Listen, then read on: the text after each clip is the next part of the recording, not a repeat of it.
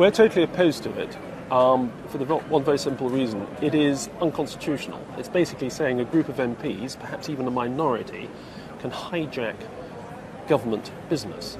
Parliamentary democracy in this country relies on the separation of powers between the executive, the government, the legislative parliament and the judiciary. You cannot have Parliament becoming the executive. Otherwise it would beg the question, why should you have political parties if a group of MPs can hijack government business? And not only that, I'd suggest this to you very briefly. These are basically a group of Remain MPs who do not want us to leave, or find it difficult, most of them, us leaving the EU.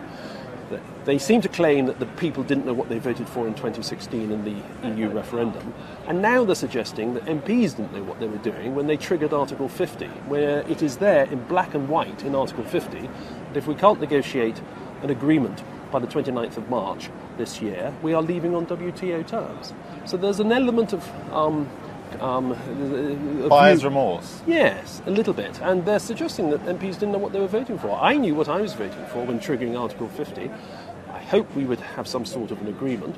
But if we didn't, we would be leaving on WTO terms by which we profitably trade with the rest of the world outside the EU. If a majority of MPs, though, don't want to leave on those terms, is there a constitutional way or method, do you think, that they can achieve that? I think it's a little bit in the mix, actually, and this is where the Speaker also has a role. But we must remember as parliamentarians that in the biggest democratic exercise ever in this country, people voted to leave the EU. And we may have, broadly speaking, a Remain-dominated parliament, but we cannot ignore the will of the people on this, because I think there would then be a disconnect between politicians, even more of a disconnect between politicians and the people. So I think it's all in the mix, but if we were to pass, let me be optimistic for one moment, if we were to pass the Brady's amendment today, that would enable us to move forward, send a clear message to the EU, and then negotiations would be ongoing. And if people say it's a bit last minute, well, the EU has a long track record of 11th hour deals, I promise you. They could write the book on the subject. How many deals have they negotiated at the 11th hour? Lots.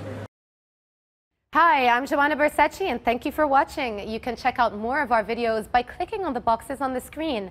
And don't forget to subscribe to our channel for more from CNBC International. Thank you for watching.